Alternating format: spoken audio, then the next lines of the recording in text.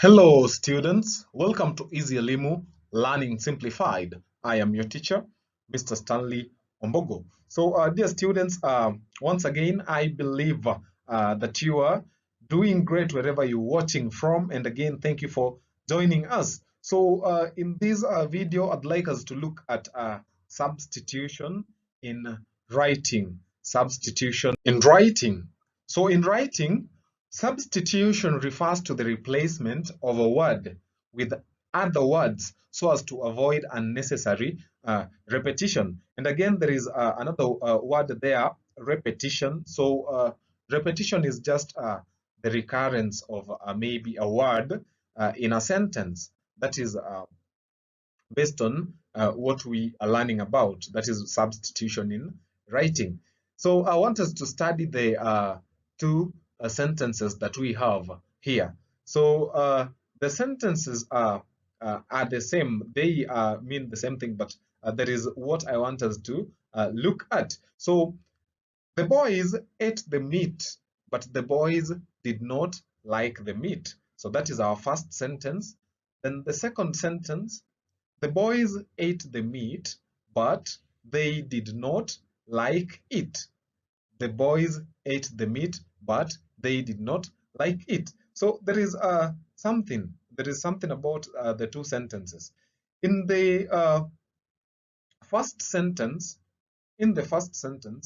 uh, boys is repeated, and again, meat is repeated. So the boys ate the meat, but the boys did not like the meat. Then again, looking at the second, now the second sentence or the second example, the boys are now replaced using the pronoun they. Then again, the meat is replaced using the pronoun it.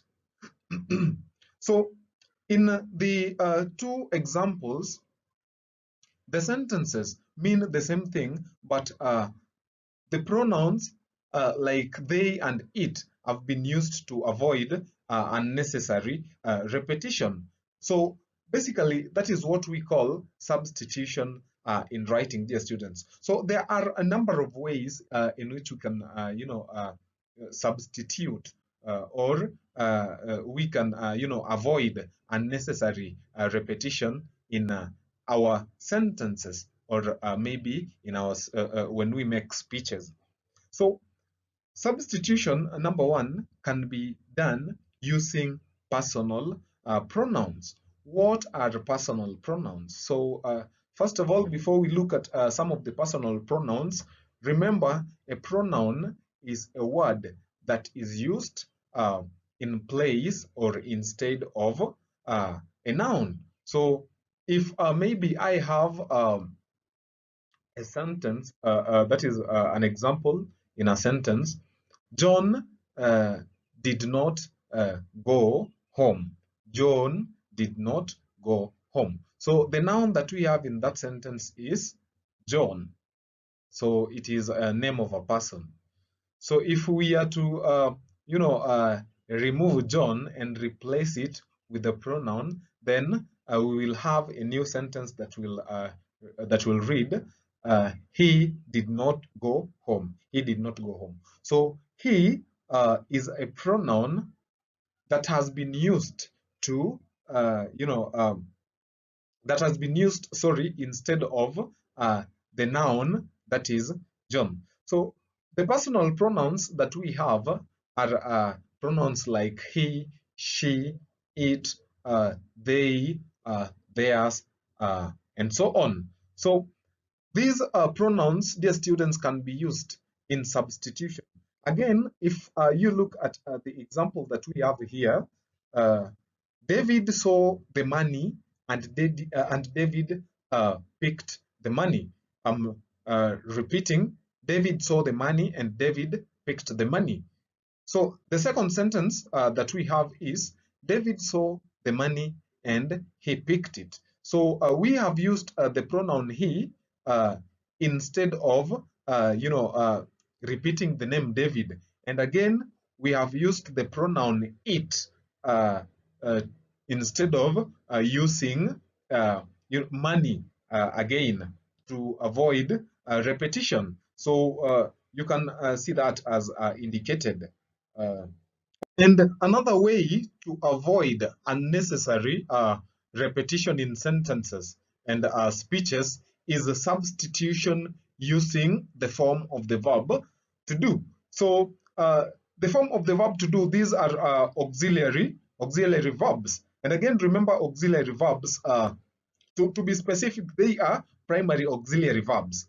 And primary auxiliary verbs exist in 4 different forms. So we have the form of the verb to do, there is the form of the verb to be, the form of the verb to have, and so on. So I haven't remembered the fourth one. So talking about the form of the verb to do, we have got the verbs do, does, did, done. So an example in sentence, if you study the sentences that we have below, although I did not meet the deadline, my friend met the deadline. So there is another sentence that now is different from the first, but carries the same message.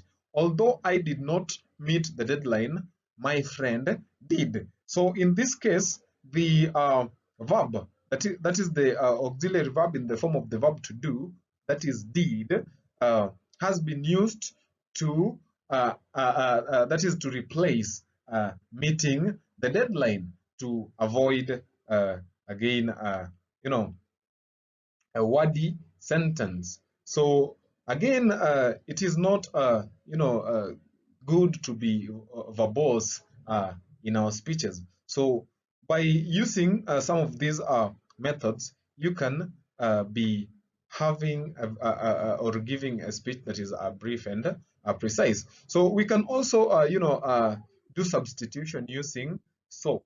So there is an example in sentence. The teacher said Angela is a model, but I don't believe Angela is a model.